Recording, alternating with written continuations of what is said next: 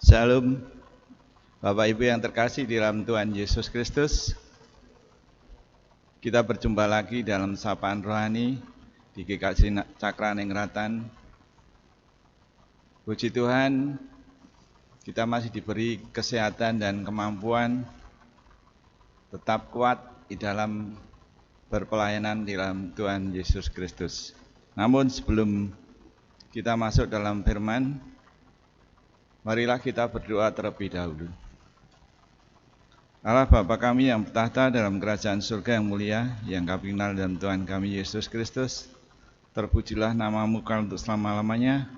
Terima kasih ya Tuhan, Kau tuntun kami hingga tempat ini dengan selamat, tiada kurang suatu apa. Untuk mengabarkan firman-Mu yang indah ini ya Bapa, kiranya firman-Mu bisa diterima dan dinikmati dan diresapi Bapak Ibu yang terkasih dan para persawan yang budiman dengan baik dan bisa dilaksanakan dalam kehidupan sehari-hari. Terima kasih ya Tuhan, ampuni segala dosa dan kesalahan kami. Dalam sapaan rohani ini kami serahkan seutuhnya dalam tangan kuasa-Mu.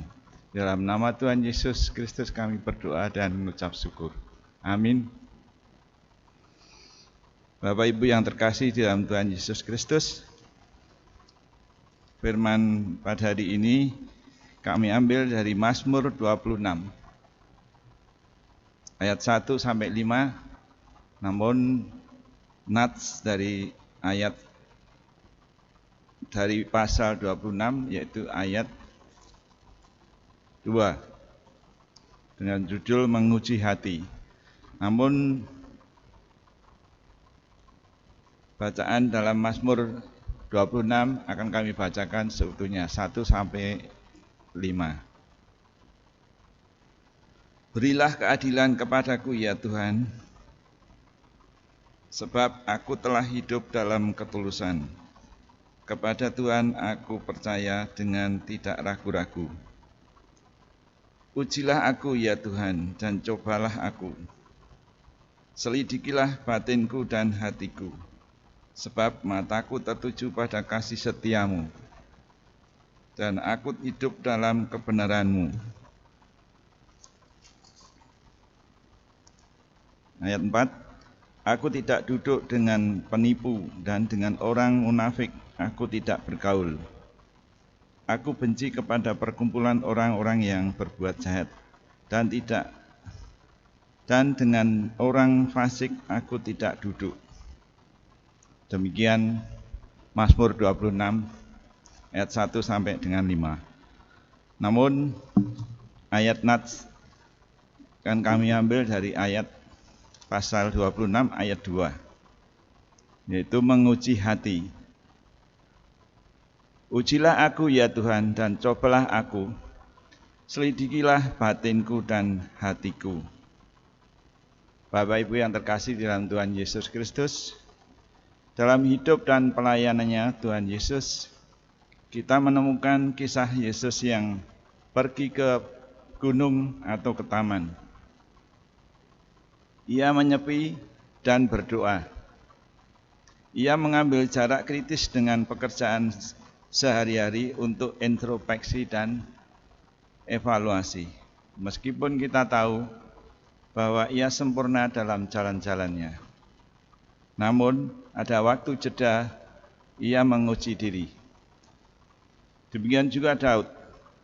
Daud sang pemazmur dalam bacaan ini melakukan hal yang serupa. Ia menaruh harap akan kebenaran dan ia menaruh harap akan kebenaran dari Allah terhadap dirinya. Karena ia terbuka di hadapan Tuhan dan memohon agar Allah mengujinya, menyelidiki batinnya, supaya ia dapat terus terarah kepada kasih setia Tuhan. Daud rindu untuk berdiam dalam hadirat Tuhan dan terus berjalan di jalan yang rata. Bapak Ibu yang terkasih dalam Tuhan Yesus Kristus, Daud tidak mau berada dalam perkumpulan orang-orang yang munafik dan jahat. Allah tentu akan membenarkannya. Namun, Daud sendiri harus berani hidup benar. Karena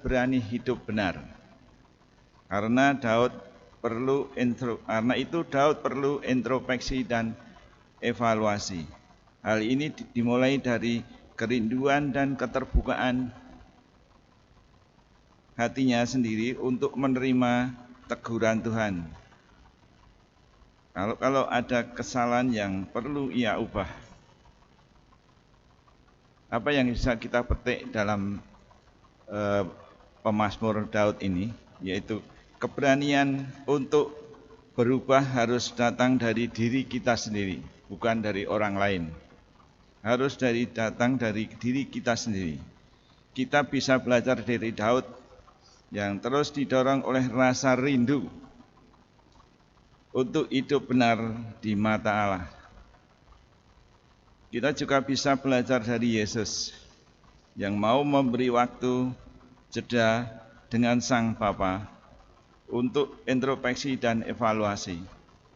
Keberanian untuk menguji hati di hadapan Tuhan adalah awal perubahan yang baik bagi diri kita. Menguji hati mungkin akan membuat kita merasakan sakit. Namun keberanian menghadapinya akan membuat hidup kita lebih baik untuk yang akan datang. Haleluya, amin. Jangan lupa protokol kesehatan. Ingat, tetap terus jaga hati, pikiran dan mulut kita senantiasa di hadapan Tuhan Yesus. Amin.